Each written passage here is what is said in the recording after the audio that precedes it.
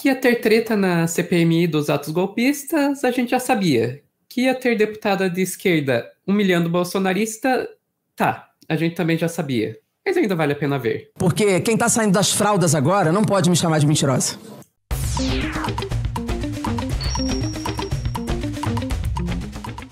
A deputada federal Jandira Fegali, do PCdoB, estava lá na CPMI dos atos golpistas falando lá sobre os crimes do Bolsonaro, né? Dizendo como é que pode estar aqui o Eduardo Bolsonaro, que é filho de um dos caras que está sendo investigado na CPMI dos atos golpistas. E no meio dessa discussão aí, um deputado federal do PL, né, o Nicolas Ferreira, sentiu, tomou as dores e resolveu responder a Jandira. Recebendo Nicolás Maduro aqui no Brasil. Tá de sacanagem?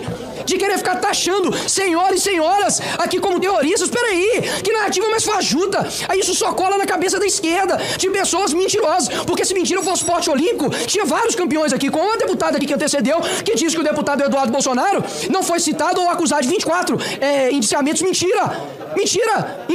Na verdade, ela estava falando do Bolsonaro, questionando como é que poderia estar o Eduardo Bolsonaro lá, sendo que ele é filho do cara que estava respondendo a 24 inquéritos. Inclusive, ela disse que eu poderia passar o vídeo aqui, só não vou passar pra não passar vergonha. Mas depois vocês vejam aí, Brasil, se ela mesma não te disse isso. Então, assim, é uma mentira atrás de outra mentira.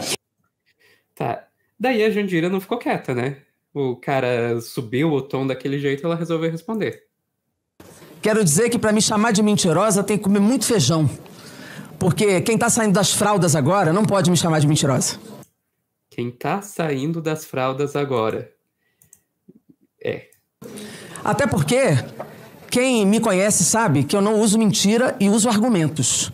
E eu tenho história, tenho ideias e não me falta coragem para enfrentar qualquer debate neste parlamento. E por isso eu quero dizer que, para conhecer os 24 processos do senhor Jair Bolsonaro, é preciso ir ler. E eu posso citar alguns aqui, que aliás são base de golpes.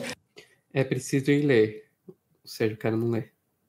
Ele está acusado, vou citar alguns, processo de milícias digitais, atos golpistas de 8 de janeiro, joias saudistas, fraude em cartão de vacinação, apologia ao estupro, pandemia, vazamento de inquéritos, interferência na Polícia Federal, uso eleitoreiro de programas sociais, rede de desinformação e urnas eletrônicas. São alguns deles.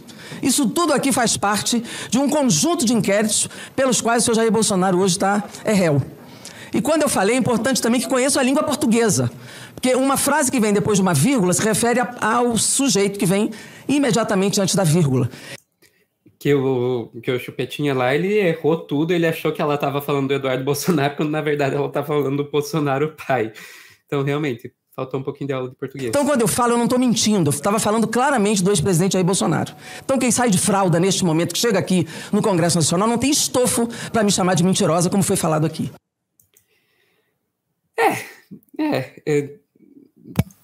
Como foi bem colocado ali, foi uma aula, né? Uma aula que ela deu para ele. Eu vejo isso, Léo. Para mim, parece que o pessoal da direita, quando estava defendendo essa CPMI, não tinha noção da encrenca que eles estavam comprando para eles mesmos quando defenderam isso, né? Então, assim, e tem uma outra coisa que também está na CPMI, que é o nível de exposição. As pessoas do bolsonarismo achou que com essa CPMI dos atos golpistas e paralelamente com a CPI do MST, eles teriam uma resposta, alguma coisa assim, ao que aconteceu na CPI da Covid. Porque é isso, a CPI da Covid virou um modus operandi de como exercer desgaste político para um governo. E por quê? Porque o resultado, embora os processos, o PGR tenha sentado em todos os processos, foi de um enorme desgaste político para o governo Bolsonaro. E dá para cravar tranquilamente que se não fosse a CPI, se não fosse a exposição da ação bárbara do Bolsonaro em relação à Covid, Bolsonaro provavelmente estaria reeleito.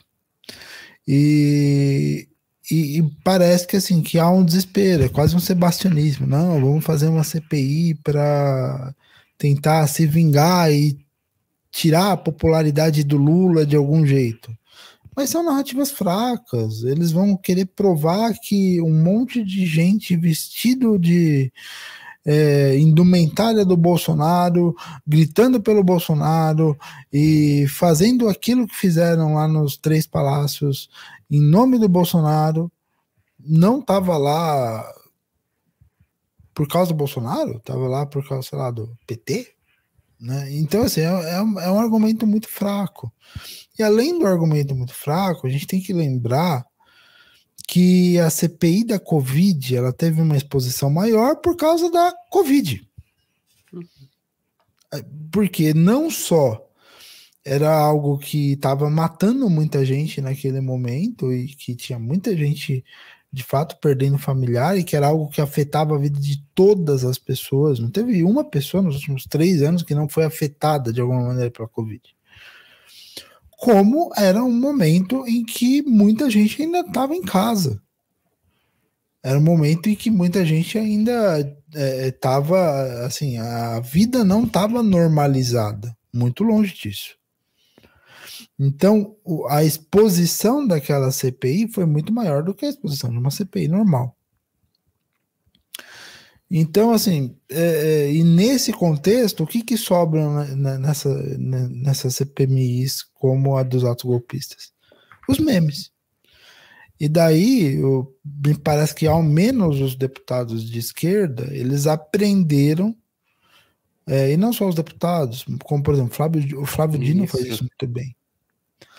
Eles aprenderam como lidar com o bolsonarista, porque o bolsonarista ele vai nesses espaços buscando corte para o WhatsApp, buscando o corte curto para viralizar, e os deputados eles têm aprendido cada vez mais viralizar em cima deles, a inverter o jogo, né? E parece que, assim, dado o nível de argumentação dos bolsonaristas e o quanto o argumento dos bolsonaristas está raso, parece que é a tendência daqui para frente no trabalho tanto da CPMI dos atos golpistas quanto na CPI do Sem Terra, se o Ricardo Salles não cortar o microfone. Que ele tem feito com bastante frequência, infelizmente.